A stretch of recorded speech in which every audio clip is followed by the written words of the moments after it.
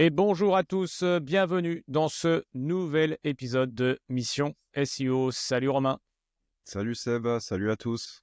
bienvenue pour ce 11e épisode. On est arrivé, on a franchi la barre des 10. On en a plein d'autres sous le coude, mais on est rendu au 11e épisode. Et aujourd'hui, on va vous parler de e-commerce. Et Dieu sait si le SEO est hyper important. Alors, il est hyper important sur tous les sites, on est bien d'accord, mais encore d'autant plus sur le e-commerce. On est parti? Allez, c'est parti. Allez, go, vas-y, allez, Romain, je te laisse la main pour démarrer. Alors le e-commerce, peut-être faire une intro rapide en disant que c'est quand même assez central sur le web. Vendre des produits, on connaît tous des marques et on va tous sur Internet pour commander des choses. Et vous verrez que le SEO appliqué au e-commerce, il y a quand même certaines spécificités qu'on va vous expliquer. Donc c'est très vaste, super intéressant. Nous, on connaît des experts SEO et même des agences qui sont spécialisées sur ça, sur le e-commerce enfin sur le SEO en tout cas appliqué au e-commerce. Et voilà, il y a beaucoup de choses à dire. Ce qu'on a fait, c'est qu'on a un petit peu condensé toutes les bonnes pratiques sur le e-commerce qu'on va vous présenter. Et on va peut-être commencer par la première chose qui paraît évidente et qui touche indirectement le SEO, c'est ce qu'on appelle le mobile first. Donc la navigation sur mobile, très importante pour des e-commerce évidemment, où on va essayer dans la mesure du possible sur tous les sites d'aller faciliter l'achat en tout cas. C'est-à-dire qu'en gros, il faut que l'achat il soit en quelques clics, et c'est encore plus vrai sur le mobile, puisque maintenant on sait que la majorité du trafic se fait via les mobiles, et le e-commerce n'y fait pas exception, clairement. Donc voilà, tout l'enjeu, c'est pour les marques, c'est d'aller favoriser l'achat sur mobile en quelques clics, idéalement, et de rapprocher en fait cet achat en termes d'intention. C'est-à-dire qu'à partir du moment où on a une intention potentielle d'achat, c'est de raccourcir au maximum ce temps d'achat, donc de clics, de nombre de clics, pour aller susciter. Voilà, c'est un peu brouillon ce que je vous dis. Je sais pas si c'est très clair, mais Non, mais si, bon, le but, c'est que au niveau tout soit adapté pour le mobile. Enfin, c'est vrai qu'il faut vraiment distinguer, comme tu le dis, la partie mobile de la partie bureau, desktop, là, comme on le dit en anglais. Mais entre la partie PC et la partie mobile, c'est quand même deux fonctionnements qui sont totalement différents. Et comme on sait qu'aujourd'hui, la plupart des personnes fonctionnent, et nous y compris, on fonctionne tous avec nos smartphones, on l'a tous greffé, et pas gravé, greffé dans nos mains. Donc, ce qui fait que c'est vrai que si vous mettez de côté la partie mobile, au niveau de la conversion et tout ça, vous risquez de vous louper totalement, quoi. Donc voilà, et les deux façons de faire sont complètement assez distinctes. En fonction de vos thématiques, enfin de vos thèmes que vous avez sur WordPress, en fait, on vous propose des thèmes mobiles qui peuvent être différents, quoi. Donc, il faut penser à aller regarder comment ça fonctionne sur mobile, hein. Mais c'est valable en dehors de l'e-commerce, bien sûr, hein. Mais parfois, on l'oublie, et c'est marrant parce que comme on travaille, on va dire, principalement sur PC ou sur Mac en fonction de votre religion, forcément que on a une tendance à regarder sur PC, tout fonctionne bien, tout ça. Et parfois, on oublie de prendre son smartphone ou de regarder avec Chrome, de simuler la partie mobile pour voir comment ça tourne, quoi. Donc, n'oubliez pas cette partie mobile, c'est indispensable, d'autant plus pour le e-commerce, quoi. ouais, complètement. Et Alors vous après, avez, je pense qu'il peut y avoir, enfin, excuse-moi, je te coupe, mais ouais, je pense qu'il peut y avoir une différence entre le B2B et le B2C. Parce que c'est vrai que le B2C va avoir, je pense, une forte tendance à vraiment utiliser le mobile.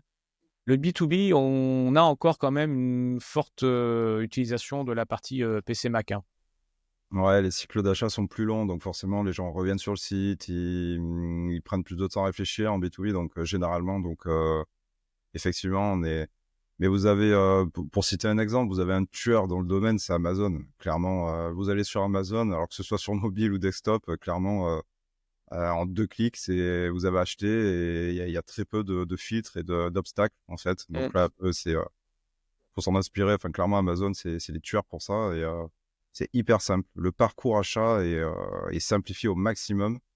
Vous avez toutes les garanties derrière, et voilà, c'est ce qui se fait de mieux, en tout cas, enfin moi à ma connaissance, sur ça, quoi.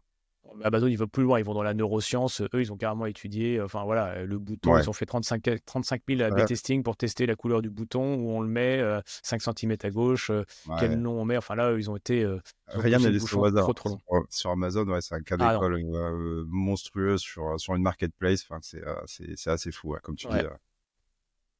Donc mobile first, forcément. Bien sûr que découle derrière le temps de chargement, il faut que ce soit rapide. On va reparler de tout le contenu, mais attention à ce que vous mettez sur vos pages pour que pas que ce soit trop lourd. Voilà, quand on recherche des produits sur un site de e-commerce, faut que ça tourne, quoi. Donc, alors ce qu'on vous dit, c'est bien sûr valable pour les autres sites, mais sur le e-commerce, on a quand même une tendance à aller regarder, plusieurs types d'articles, à aller chercher sa taille, sa couleur. Peut-être, si on est sur un site avec des vêtements, on va regarder, différents types de t-shirts. Donc, on a plus une tendance par rapport à un article de blog où des fois on a l'information et on va repartir. Là, on va avoir une tendance beaucoup plus à circuler sur le site. Et donc, il faut absolument que, au-delà que ce soit fluide et que ce soit agréable pour circuler sur votre site, il faut que ça charge rapidement, quoi. Si on attend 5 secondes à chaque fois que la page se charge, c'est l'infini. C'est horrible dans le milieu d'Internet, 5 secondes. Ah bah là, on perd les gens, là. Je sais Ah plus, bah, il y c'est avait une certain. étude, j'étais retombé dessus là, en début d'année, faudrait que je le retrouve. Mais en gros, ça disait que chaque seconde de chargement supplémentaire, c'était 20% d'utilisateurs qui partaient. Enfin, Ah bah oui. c'était assez fou, quoi. On n'a plus de patience Ouais. aujourd'hui, hein. Ah ouais, non, non, bah puis c'est logique. Effectivement, quand on passe d'un site à l'autre et que site A, on met une seconde, on arrive directement sur la page, on est où on veut aller. Site B, on met 3 secondes. Bon, bah clairement, les gens pogo stick, Ah bah ils oui. reviennent, puis ils repartent sur le site. Enfin, il y a plus de. Alors juste un petit lexique quand même, pogo stick. Donc le pogo sticking, hein, c'est le faire pour ceux qui ne connaissent pas. C'est le fait que votre visiteur va arriver sur votre page et va repartir direct, hein. Donc bon, alors là, carton rouge de la part de Google, Ouais, pas très du mauvais tout site. bon là. Ça va pas Ouais, du tout là. pour le Alors coup. là, vous êtes certain que vous êtes expulsé du terrain très rapidement, hein. Donc, ouais, mobile first, qui en découle les temps de chargement rapide. Un autre élément hyper important sur les e-commerce, c'est l'indexation, évidemment. Pourquoi? Parce que les sites e-commerce, généralement, ce sont des sites avec une grosse volumétrie de pages, beaucoup de produits, beaucoup de catégories, donc beaucoup de pages. Pour vous dire, hein, les plus gros e-commerce que vous pouvez trouver, bah, Amazon ou eBay ou ce genre de site, on parle de plusieurs millions d'URL. Donc là, on comprend bien qu'il y a un enjeu sur l'indexation. À partir du moment où le site commence à vraiment grossir, où il y a beaucoup de produits. Donc là, l'idée, c'est d'aller cibler un minimum l'indexation, ou en tout cas faire en sorte que l'indexation elle soit pas bloquée par des pages qui sont crawlées inutilement, par exemple. Donc là, il y a un enjeu à un moment donné sur l'indexation, hein, clairement sur le e-commerce. Et ça peut faire des miracles en fait, hein, si vous avez un e-commerce qui est handicapé à ce niveau-là parce que les mauvaises URL sont crawlées, par exemple. C'est-à-dire que le budget de crawl est cramé avant d'arriver sur toutes les URL qui devraient être crawlées. Et c'est encore plus vrai sur des produits, sur des nouveaux produits qui viennent d'arriver où il faut vite se positionner parce que c'est tendance et parce que la concurrence n'est pas là, où elle vient de, enfin, où tout le monde se jette un peu sur des nouveaux produits et on sait il y a un intérêt. Ben là, clairement, l'indexation, c'est un enjeu. Donc, il faut paramétrer tout ça. Le sitemap, le robot TXT, enfin voilà, il y a des choses bien spécifiques à faire ici en e-commerce. Je sais pas. Ouais, après c'est comme tu le dis, juste pour refaire un petit zoom sur le budget crawl, hein, Google a un budget, enfin il alloue en tout cas un temps passé sur votre site, si on peut le résumer comme ça, même si c'est pas aussi simple. Et on va dire que Google estime qu'il va passer tant de temps sur votre site à regarder les nouveautés, regarder votre site. Et donc bah, tout le temps qu'il passera à aller voir des pages qui n'ont pas d'intérêt, il le passera pas sur des pages qui ont, comme tu le dis, un fort intérêt pour se positionner sur des mots-clés spécifiques, quoi. Donc c'est important, forcément, si vous avez plusieurs milliers de pages, de bien contrôler en fait où va aller Google et quelle page il doit aller regarder et supprimer toutes les pages. Alors, quand je dis supprimer de l'indexation. En tout cas, ne pas autoriser Google, les bots de Google, à aller sur les pages dont il n'a pas intérêt. Et je ferai une petite parenthèse. Attention, vous n'êtes pas obligé d'indexer l'intégralité de vos pages. Et ça, c'est hyper important en e-commerce. On va reparler des pages, catégories et produits, mais attention, il y a des pages qui n'ont pas trop d'intérêt à être indexées. Et donc, si vous avez des milliers de pages, à un moment donné, peut-être il faut vous concentrer aussi un peu sur certains produits. Attention à ne pas vouloir tout indexer, surtout si c'est des pages qui ne sont pas travaillées en plus. Voilà. Donc, il y a des pages que vous pouvez très bien avoir sur votre site qui sont destinées aux personnes qui sont arrivées sur votre site et qui ne sont pas forcément à indexer. Et pour Alors, faciliter l'indexation, il y a le maillage interne. ouais, tout à fait. Non, juste, on a fait un Oui. épisode sur l'indexation, donc Ah oui, c'est vrai. on voit cet épisode-là. Vous verrez, on décortique bien en profondeur l'indexation pour le coup. Et voilà, T'as comme raison. ça, voilà, si jamais vous avez envie d'approfondir le sujet, n'hésitez pas à aller voir cet épisode-là qui est assez complet là-dessus. Et donc, on parle de maillage interne aussi dans l'intérieur de cet épisode.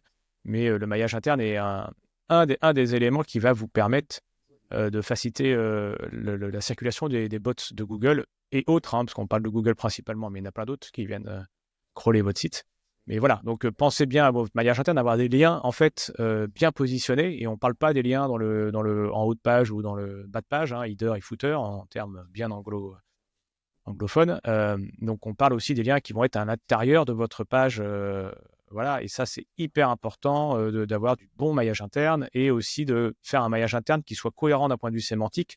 Donc, alors, vous allez entendre parler de cocon sémantique, de silo, de cocon thématique. Enfin, il y a un peu de tout. Voilà, là, le but, c'est pas qu'on va pas vous parler de maillage interne en détail, mais en tout cas, c'est qu'il y ait une cohérence entre vos liens de façon à ce que le maillage interne soit bien travaillé. Donc, n'allez pas faire de lien entre, je sais pas moi, les croquettes pour chat et je sais pas moi, les roues pour voiture. Il y a pas de lien à faire, il y a aucun intérêt. Donc, gardez en tête qu'il faut avoir de la cohérence dans les liens que vous allez créer entre les pages. Ouais, complètement. On peut parler aussi des URL, évidemment. Comme on est sur des sites à forte volumétrie, se concentrer dès le début sur des URL propres, c'est une bonne pratique. Alors les URL, pareil, ce qu'on évite, c'est des paramètres dans les URL qui sont inutiles. On évite des séries de chiffres, on évite comment on appelle ça, des symboles, enfin des tirets bas, ce genre de choses. Enfin, tout ce qui peut potentiellement polluer une URL. Ça a un enjeu SEO, mais qui est moindre aujourd'hui. Voilà, il y a eu des études là récentes qui montrent que bon, finalement, mettre le mot-clé dans l'URL, tout ça, c'est bien, mais c'est quand même clairement pas un facteur déterminant sur le ranking. Par contre, ça aide aussi sur l'UX, en fait, des utilisateurs. L'utilisateur, quand il voit une URL qui est quand même beaucoup plus propre, beaucoup plus simple, où on comprend tout de suite où on est, même sur un site, tout simplement, parce qu'on n'a qu'à regarder l'URL en haut et on voit qu'on est sur les chaussettes blanches pour hommes. C'est de toute façon, c'est bien aussi pour l'UX. Donc, en fait, le faire dans ces deux optiques-là, c'est bien, tout en sachant que SEO, voilà. Mais finalement, et là, on en revient sur une caractéristique assez claire du e-commerce, c'est que même des petits paramètres comme ça qui paraissent pas déterminants sur le SEO, multipliés sur des millions d'URL, ça peut faire la différence. Et ces aspects techniques du SEO sur des e-commerce, c'est hyper important. Même si en soi, la pondération SEO sur une URL propre, elle n'est pas monstrueuse, elle existe quand même, c'est toujours mieux parce qu'il y a un enjeu UX, donc indirectement, on suppute qu'il y a un enjeu SEO derrière. Et donc, multiplier sur une volumétrie qui est hyper grosse sur des sites comme ça, ça peut faire la différence, en fait. On peut voir des gains assez rapides sur des micro-optimisations comme ça. Ça peut être pareil sur des images, c'est-à-dire que vous allez optimiser en bulk, je sais pas moi, 1 million d'images sur le site. Peut-être que demain, ça va faire un petit step. Le site va repartir comme ça, va repasser devant des concurrents parce qu'il y aura eu un micro-management, entre guillemets, sur un petit critère SEO, mais qui a fait que dupliquer sur toutes les pages, ça a fait remonter un petit peu le site, quoi. Ouais, hyper important dans le sens où, voilà, comme tu le dis, chaque micro-critère, en tout cas micro-paramètre que vous allez pouvoir régler, va participer à votre SEO. Donc parfois, le paramètre en tant que tel, comme tu l'évoques là, est pas forcément, c'est pas ça qui va vous faire exploser en SEO. Mais parfois, la quantité et la masse va aussi, voilà, va influer quand même sur votre référencement. Autre critère hyper important, ça va être les filtres. Alors là, en e-commerce, ça va être voilà, hyper important parce que vous allez pouvoir mettre des filtres comme vous le souhaitez, donc sur les prix, sur, je sais pas moi, les tailles, les couleurs, les marques, les matériaux, enfin, vous en avez, voilà. Et puis après, vous allez même pouvoir avoir des combinaisons. Donc ça, c'est hyper important pour bien permettre aux visiteurs de bien se repérer, au-delà de parler du fil d'Ariane, on va y revenir, mais en tout cas de se repérer dans la page pour savoir où il est. Là, en plus, quand il est sur l'ensemble des chaussures, il va pouvoir choisir sa couleur, sa marque, voilà. Et donc ça, on a tous cette pratique-là quand on va sur du e-commerce, d'aller sélectionner, de le classer par prix croissant, par exemple, des choses comme ça, etc. Donc vous allez avoir tout un tas de filtres qui va être paramétrable. Et là, ça va être très important de bien les paramétrer, justement, pour éviter de noyer à nouveau les bots sur l'ensemble des pages qui vont être créées. Donc c'est vrai que ça permet une navigation plus intuitive. Donc l'expérience utilisateur, top, ça réduit le temps de recherche, ça augmente votre taux de conversion aussi parce qu'on va directement à l'essentiel. Par contre, ce qui va être important, ça va être attention à votre creux de budget parce que à chaque fois que vous avez un filtre, à chaque fois c'est une nouvelle page. Toutes les combinaisons, ça va être une nouvelle page. Donc là, vous avez une grosse problématique d'indexation, vraiment, parce que toute nouvelle page qui va être créée, hein, si vous faites une recherche de chaussures taille 38 en rouge de la marque Nike en cuir, hop, c'est une nouvelle page, quoi. Alors imaginez le nombre de combinaisons qui est possible. Donc là, vous avez une vraie problématique d'indexation, hein. Donc là, il faut vraiment que vous contrôliez ça et que vous bloquez les indexations des pages, une grosse partie de ces pages-là. Par contre, vous pouvez avoir des pages qui peuvent être très intéressantes à travailler et y rajouter éventuellement du texte derrière. Mais en tout cas, attention à bloquer toutes ces pages-là qui n'ont pas trop d'intérêt parce que sinon, vous allez vous retrouver à noyer sous le nombre de pages et Google aussi. Et donc, si Google est noyé, c'est la merde pour vous, pour votre visibilité sur son moteur de recherche. Ouais, complètement. La bonne pratique ici, c'est effectivement quand on a des déclinaisons comme ça avec des pages produits à facettes, c'est d'en canoniser une seule en fait et de dire par exemple la page chaussures rouges pour hommes, taille 44, on va dire que c'est la canonique. Et toutes les autres qui vont être en taille 46, 50, 30, 33, enfin que sais-je, toutes ces pages-là, elles n'auront pas vocation à aller ranker sur Google. En fait, il n'y en a qu'une seule qui va les ranker parce que le produit est le même, la couleur est la même, il n'y a que la taille qui change. Donc en fait, il n'y a aucun intérêt à aller indexer toutes ces pages et faire en sorte qu'elles soient accessibles sur Google. Une seule suffira et les gens, quand ils arriveront sur la page produit, pourront choisir la taille qui leur va parce que le produit, c'est celui-ci qui leur convient, en fait. Voilà, donc là, l'idée, c'est d'aller chanter, entre guillemets, Google et l'indexation, entre guillemets, en canonisant la bonne page produit qui est un petit peu dénominatrice commun de toutes les autres en fonction d'un critère particulier que vous voulez mettre en avant. Est-ce que c'est la taille? Est-ce que c'est la couleur? Pareil pour la couleur, robe rouge, bleu, vert, jaune. Si c'est exactement la même robe, aucun intérêt de toutes les mettre et d'essayer de toutes les indexer, en fait, puisque comme tu disais, Seb, les combinaisons, après, ça devient vite monstrueux, quoi. Si on combine la taille, la couleur, la C'est forme, horrible.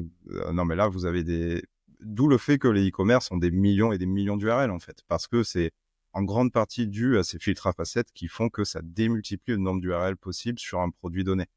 D'où la balise canonique, comme tu dis, donc la fameuse balise canonique qui permet de dire qu'il y a une seule page référente sur ce type de chaussures pour Google et ça permet de simplifier les choses. Je crois que, et donc au niveau de timing, je vois qu'on a vachement de sujets en fait, hein. C'est tellement passionnant ce truc de e-commerce que Ça file. ça file dur. On poursuit sur l'optimisation des pages. Ouais, sur la pagination aussi, bah, évidemment, on comprend et on devine que c'est aussi un enjeu sur le e-commerce puisque toujours pareil, une grosse volumétrie d'URL, donc la pagination, bah, faire en sorte qu'elle soit là, qu'elle soit facilement accessible, qu'on puisse l'utiliser de la façon la plus simple possible. En tout cas, ce qu'il faut éviter, clairement, c'est le scroll infini. En fait, là, au niveau UX, c'est vraiment pas bon. Même si sur une page donnée, sur une page catégorie, par exemple, on sait qu'en SEO, c'est quand même important pour la marque et pour Google d'avoir un maximum de produits. C'est quand même un critère intéressant sur un e-commerce. Proposer un maximum de produits parce que les gens attendent des produits différents et aiment avoir le choix, en fait, que ce soit, en fait, quand vous allez dans une boutique physique, c'est la même chose, hein, une boutique physique où vous avez une boutique physique monoproduit, bah, ça n'existe pas, en fait. Enfin, clairement, vous n'allez pas dans une boutique physique pour vous dire, ah, bah, je vais acheter des slips, quoi, où il y a que des slips. Enfin, à ma connaissance, c'est pas du tout c'est pas du tout le délire, quoi. Enfin, c'est-à-dire, quand vous allez dans une boutique, il y a beaucoup de produits différents. Alors, on reste thématisé, bien sûr, hein. Si vous allez à la Fnac, bah, vous aurez des livres, vous aurez des CD, voilà, on reste dans une thématique globale, on va dire culturelle. Mais l'idée, c'est ça. Et sur un e-commerce en ligne, c'est un peu la même chose. Il faut avoir un maximum de produits. Mais alors, pourquoi je pars sur ça? C'est pour vous dire justement d'éviter quand même le scroll infini. C'est-à-dire que quand vous allez descendre sur la page produit et pour aller chercher des nouveaux produits ou voir un petit peu ce qui est proposé, l'idée, c'est de pas autoriser en fait à ce que de nouveaux produits s'affichent systématiquement en dessous. Ou en tout cas, il faut fixer une limite qui est intéressante en termes d'UX et en termes de lourdeur de la page aussi. Vous voyez, donc en fait, il faut vraiment trouver le juste milieu qui est intéressant pour, en fonction de votre thématique, de ce que vous vendez, bien sûr.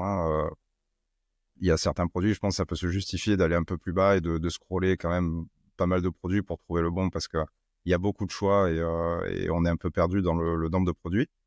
Mais l'idée, c'est ça. En termes du X, il faut quand même à un moment donné arriver sur le pied de page et pas autoriser à scroller indéfiniment tous les produits qu'on a dans le catalogue, par exemple. Ça, on sait que c'est une mauvaise pratique en termes du X. Et ça apporte rien en SEO. Clairement, c'est pas... Donc voilà, soigner la pagination.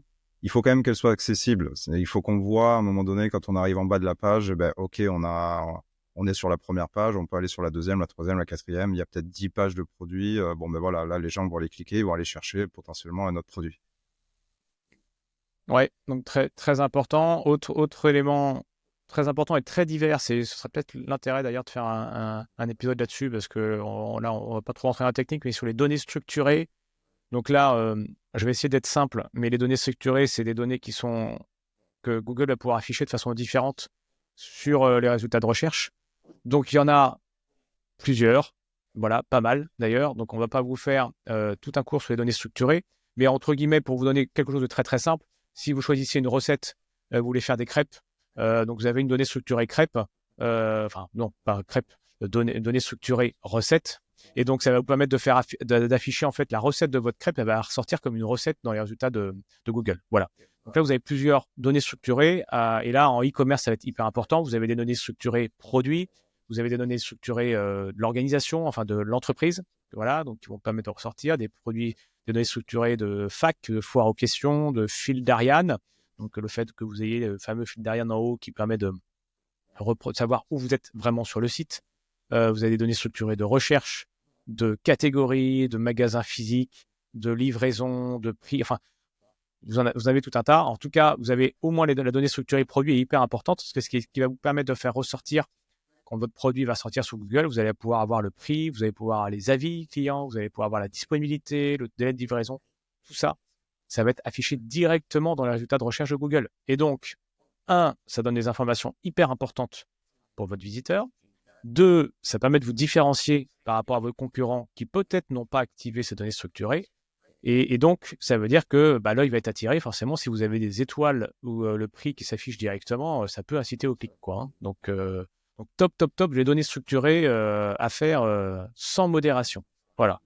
Et je fais une petite pause, juste quand même, comme je vois qu'on a le podcast avance assez rapidement, pour faire un petit coucou à notre partenaire qui est OneByDay, au niveau qui forme beaucoup de monde sur plein de sujets digitaux, que sont le copywriting, le SEO, comme par hasard, le web marketing. Enfin, il y a plein de sujets. Ils ont sorti là, je crois, récemment une nouvelle formation sur la vidéo aussi.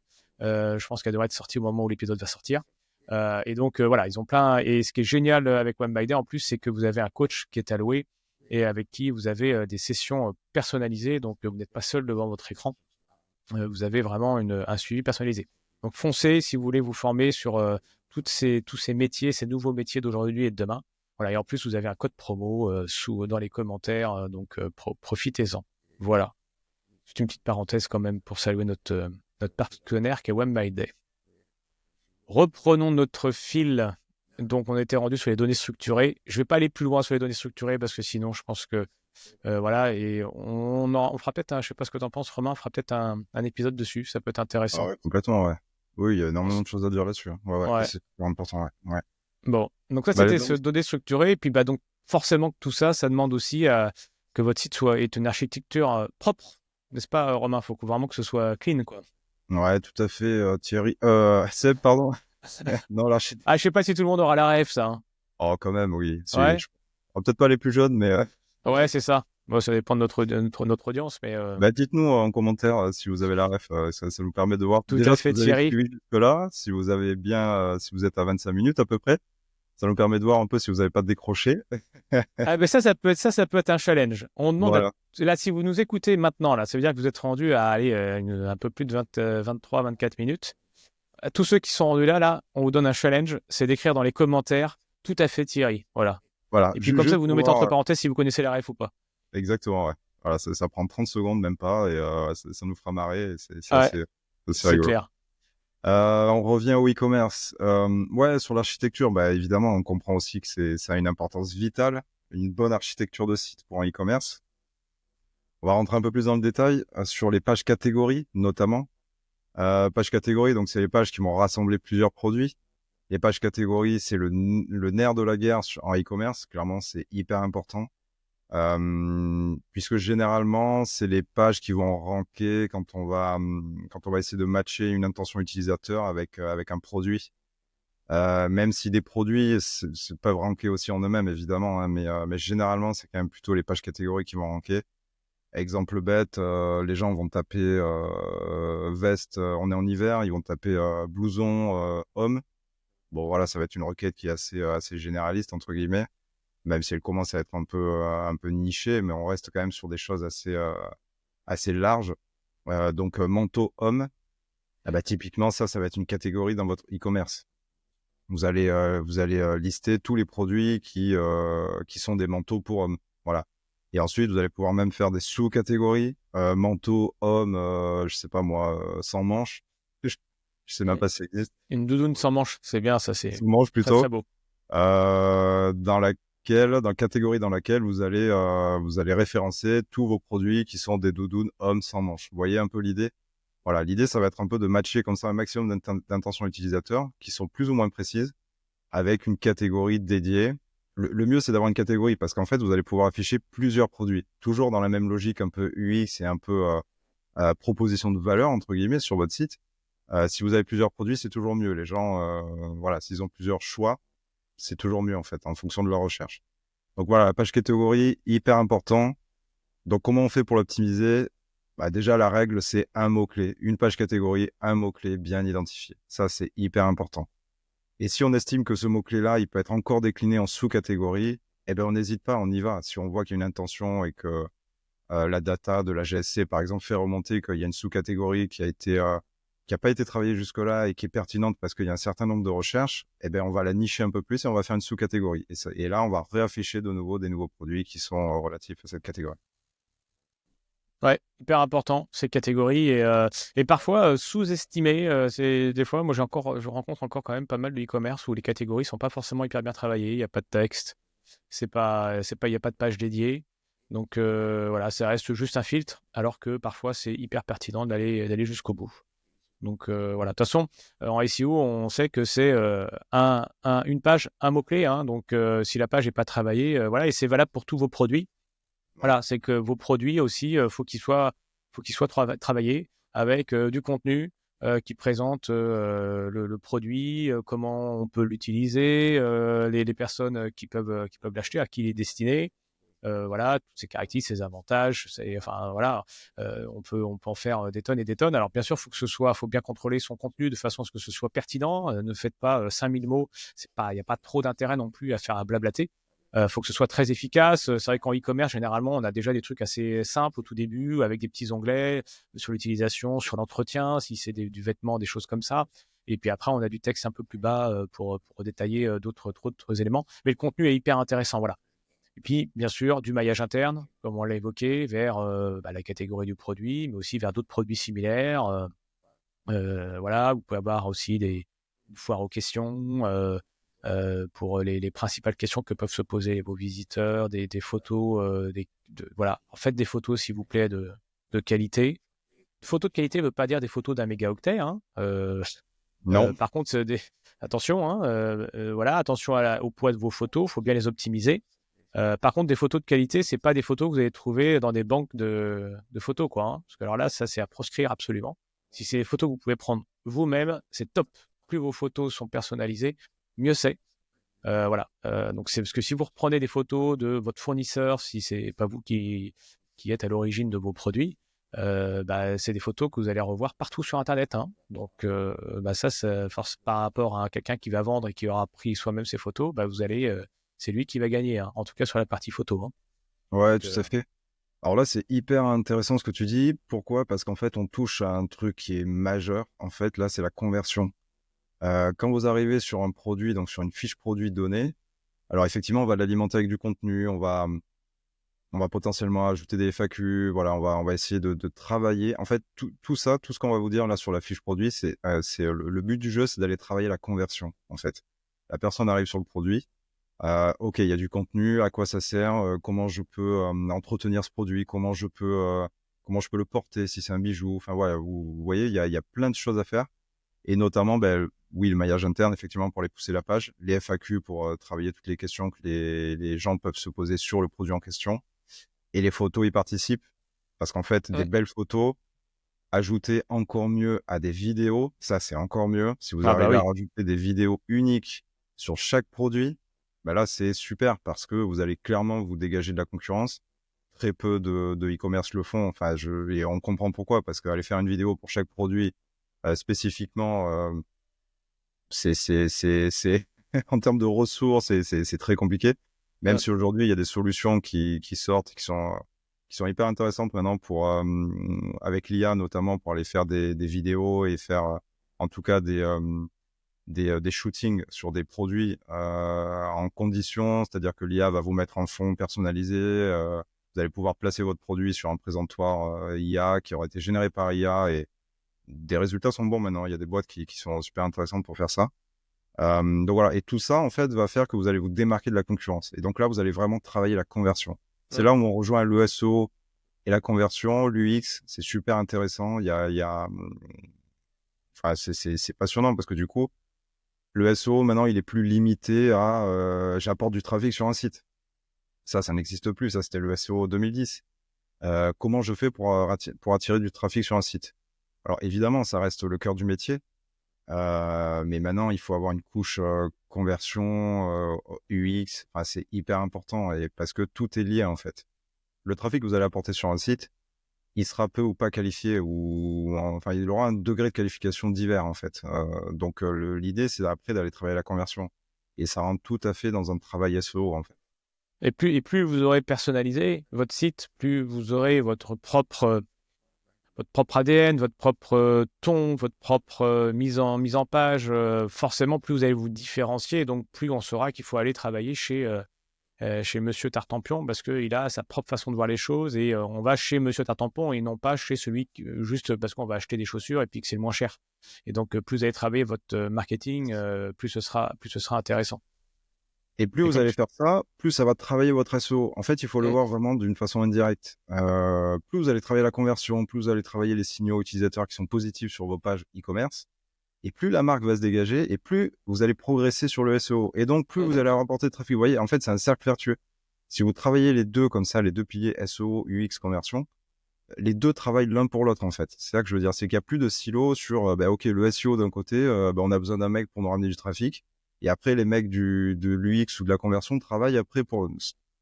Ça existe encore, mais de moins en moins. Les frontières sont de moins en moins hermétiques. Et il y a un lien logique entre les deux. Et les deux travaillent de concert, en fait. La data qui est remontée par le SEO travaille pour la conversion et vice-versa. Ouais, et donc, et un outil qui est super intéressant pour votre conversion, c'est la preuve sociale. Et là, en e-commerce, les avis clients, Ouais, c'est c'est incontournable. indispensable. Je veux dire, D'accord. c'est certain que, un article aujourd'hui qui n'a pas d'étoile, qui n'a pas d'avis client, on se pose des questions non pas sur le fait que ce soit bon ou pas, mais en tout cas, on se dit, bon, on n'a pas de retour, quoi. Donc, on ne sait pas si l'article est clean. Donc, avis client, avis client, avis client, indispensable. Et aujourd'hui, de toute façon, vous allez voir sur tous les sites de e-commerce, vous avez des avis clients. Il faut vraiment inciter vos clients.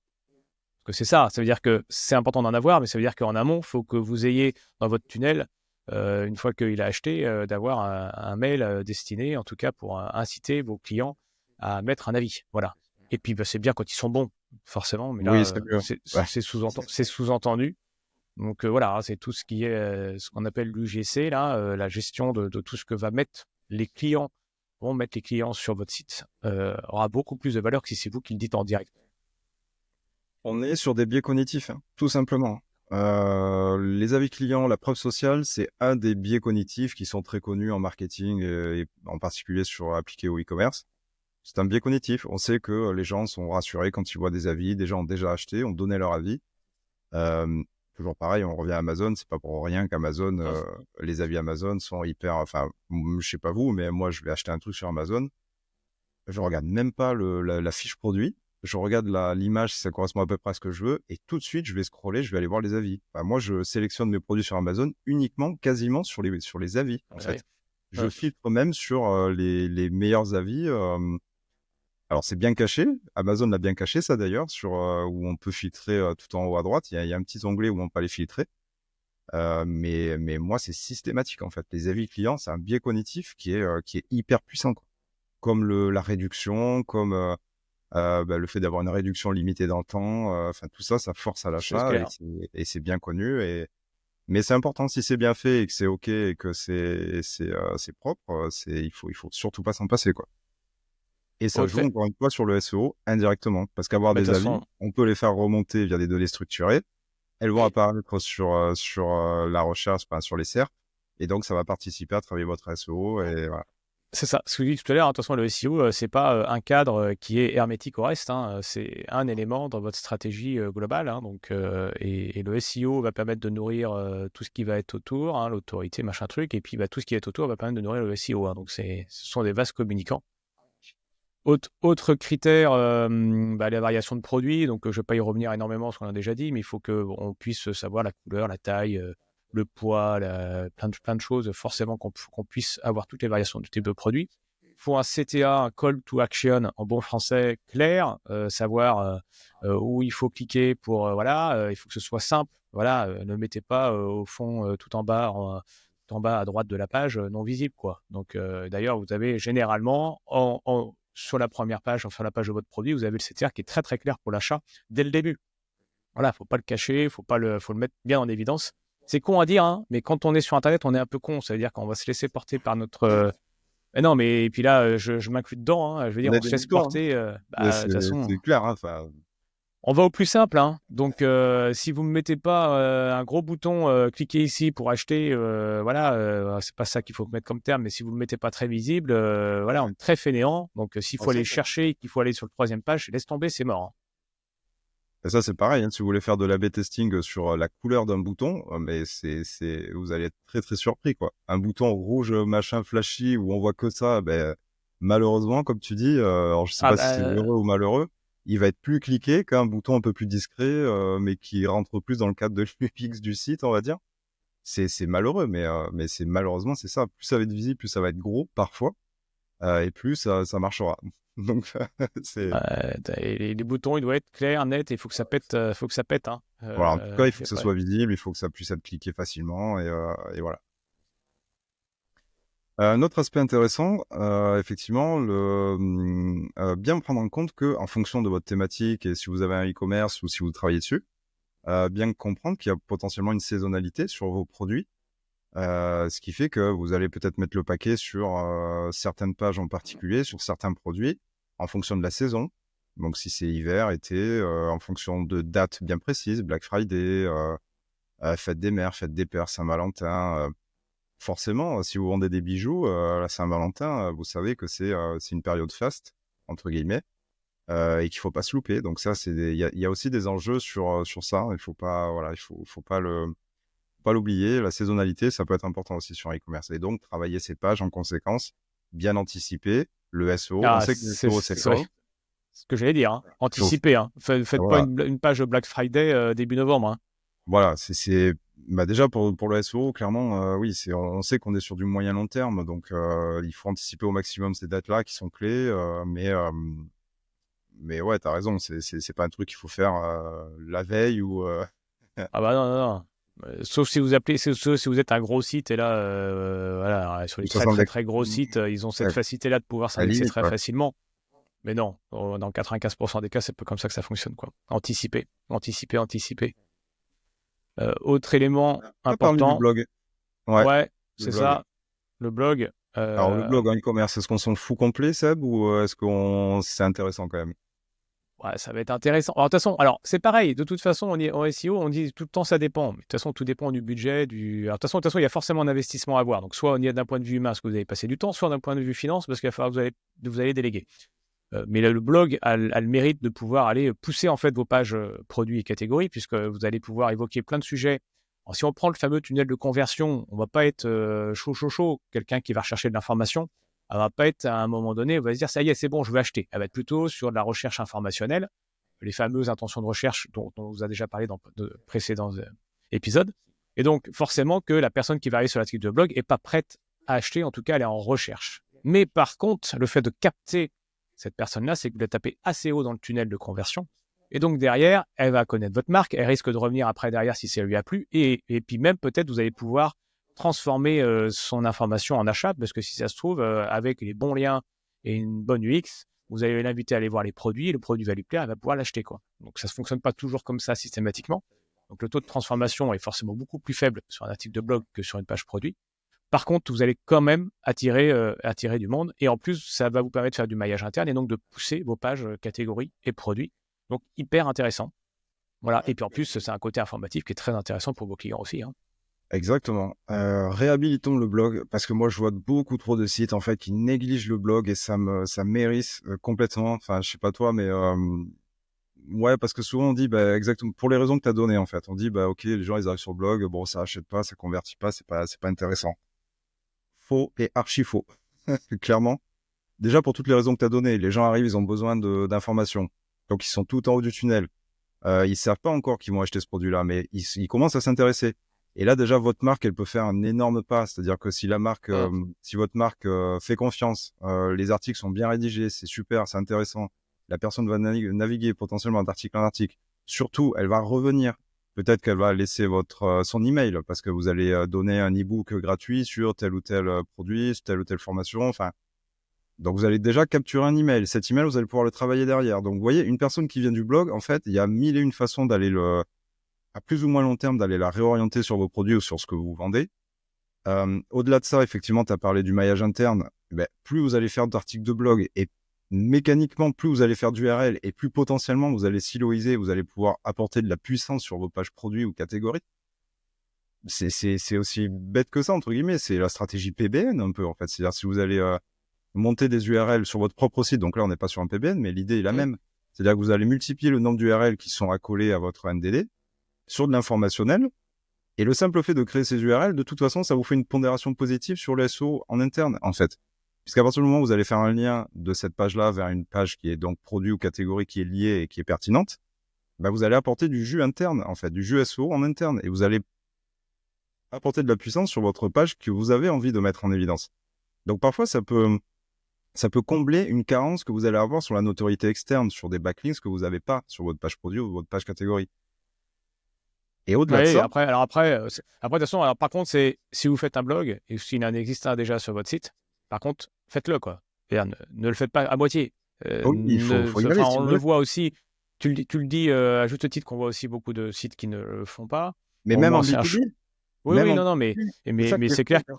Enfin, il faut Mais le il faire. faut, par contre, c'est investir. Enfin, je veux dire, faites au moins 2 articles de blog et puis c'est vraiment le minimum par mois, parce que sinon, si vous n'avez pas faut que ce soit régulier. Ouais, il faut une Que ce soit fréquence. régulier. On va avancer parce que je vois que le timing est. Je termine sur ça parce que j'aime beaucoup les blogs. En fait, sur tous les sites, il y a un Ça se sent avantage. pas du tout. Non, mais il y a des avantages cachés, indirects qui sont monstrueux sur un blog, en fait. Et au-delà de ça, vous participez à la couverture sémantique de votre site. Oui, et ça ça, fait. côté Google, c'est hyper important. Ça, on n'y pense pas souvent, la couverture sémantique. Enfin, c'est quelque chose, c'est assez nébuleux, je pense, hein, pour la plupart des gens, mais la couverture sémantique, c'est quoi? En fait, vous allez montrer à Google que sur une thématique en particulier, toujours pareil, vous vendez des chaussures. Si vous allez traiter toutes les intentions, tous les mots-clés qui ont attrait aux chaussures, mais que ce soit de l'informationnel ou du commercial ou du transactionnel, en fait, vous allez montrer à Google que vous êtes une autorité sur ce domaine-là, en fait. Et même sur l'informationnel. Parce que vous allez dire, voilà, telle chaussure, ça se porte comme ça, telle chaussure de randonnée, attention à bien l'assembler.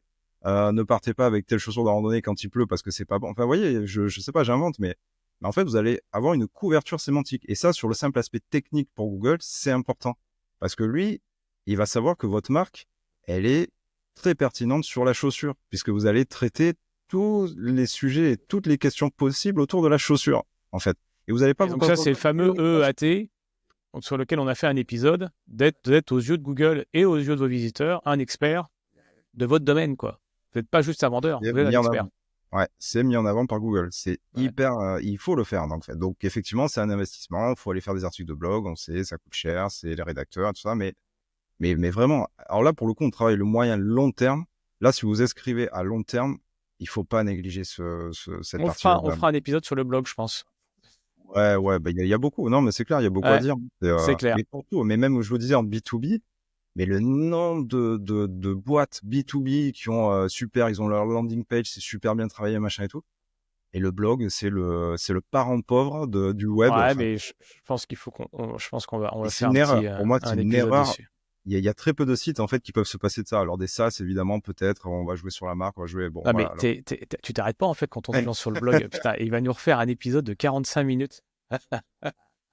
Allez, je termine parce que je vois qu'on a dépassé bien le timing déjà de ce qu'on s'était fixé. Mais en tout cas, non, mais tout ce que dit Romain, je blague, mais tout ce que dit Romain est forcément hyper pertinent. Et oui, je pense, pensez au blog, sincèrement. Surtout en e-commerce. On n'y pense Ouais, pas, mais ouais. c'est un enjeu. Allez, dernier critère et non des moindres, c'est toutes les mentions légales. Donc là, je ne vais pas vous faire une liste, mais toutes vos conditions générales de vente, les délais de livraison, les moyens de paiement, le RGPD, les politiques de confidentialité, la gestion des paiements, etc., etc.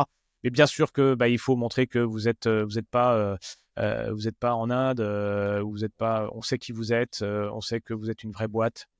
Ah, vous avez le droit d'être en Inde, hein, il n'y a pas de problématique. Mais en tout cas, on a besoin de savoir qui vous êtes, qui se cache derrière. Et voilà, il faut que ce soit très très clair. Et surtout sur les délais de livraison, les délais de retour et tout, il faut que ce soit très très clair parce que si c'est pas clair, si c'est pas bien indiqué, si c'est pas propre et que les clients sont mécontents, c'est les avis après derrière, c'est le fait, enfin il y a plein de choses. Hein, si les clients voilà, donc, attention par rapport à tout ça. Voilà. Et puis bon, on terminera très très rapidement sur la gestion marketing hors SEO parce qu'on l'a déjà évoqué tout au long. Donc, enfin, je sais pas ce que tu en penses, Romain, on va pas refaire un paragraphe là-dessus.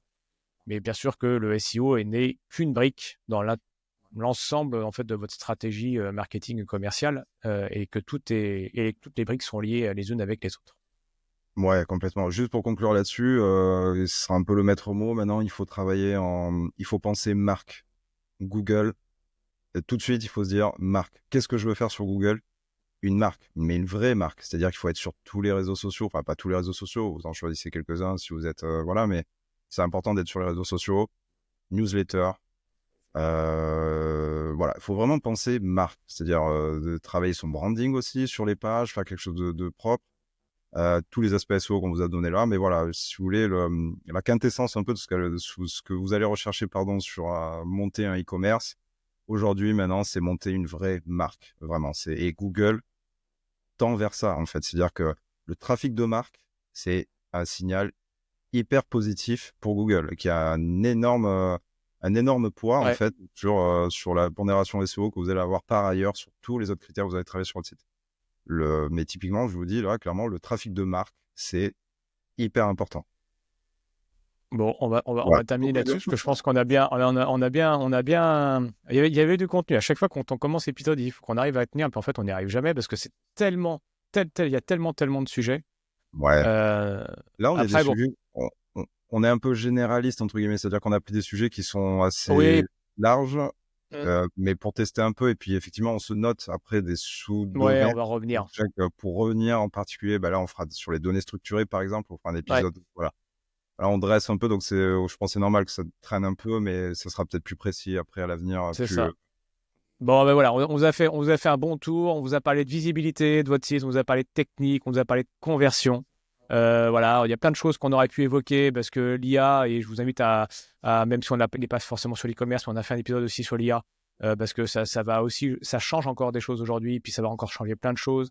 On a aussi tout ce qui est recherche vocale, on a le EAT aussi derrière, on a tout ce qui va être omnicanal, voilà aussi qui va, enfin tous ces éléments-là qu'on n'a pas eu le temps d'évoquer, mais qui seront peut-être des sujets d'épisodes à venir. Mais forcément que l'e-commerce, c'est des sites en plus qui sont de plus en plus mis en avant par Google. Donc, hyper intéressant. On vous invite à poser toutes vos questions, vos remarques, vos commentaires, vos mots doux. Vous nous envoyez ce que vous voulez dans les Surtout commentaires Daniel. sur LinkedIn. Voilà, mettez-nous plein d'étoiles, s'il vous plaît, parce que c'est ce qui nous motive aussi à aller plus loin. Nous aussi, on a besoin d'avis. Il n'y a pas que les sites e-commerce. Donc ça, c'est pour notre petit ego, mais C'est important pour le référencement, hein, mis à eh oui, part, tout à ça fait. joue aussi pour le référencement pour le coup, donc voilà, n'hésitez pas, Parce que plus vous mettez toujours d'étoiles, plaisir. plus on est visible, et plus on est visible, plus on a de monde qui nous écoute, et plus on a de monde qui nous écoute, plus on est motivé pour faire des épisodes et poursuivre l'aventure. Tout à fait. Merci de votre écoute. On vous dit à la semaine prochaine pour un nouvel épisode et à bientôt. Salut, ciao Romain. Salut Seb, salut à tous.